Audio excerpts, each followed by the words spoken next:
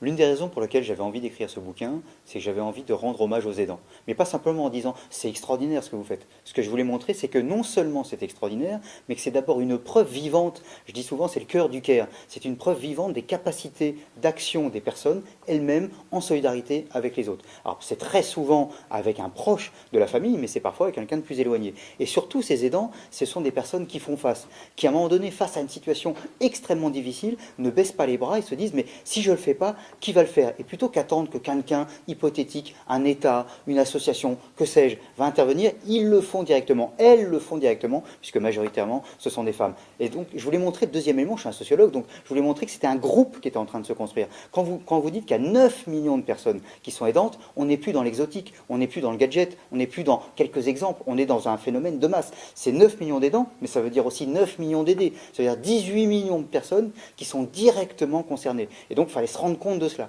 Puis le deuxième élément, c'est que j'avais envie de montrer que non seulement ce sont des personnes, non seulement ce sont des gens qui répondent à un besoin, mais en plus, ils nous permettent, nous, collectivités, de faire des économies. Il faut se rendre compte que si on payait ces aidants, ce serait au minimum 164 milliards d'euros qu'il faudrait sortir. 164 milliards d'euros, c'est la CSG plus l'impôt sur le revenu. C'est-à-dire qu'aujourd'hui, l'État, les collectivités, la France dans son ensemble n'est pas capable de faire cet effort-là. Et donc il faut d'autant plus remercier, mais aussi aider les aidants.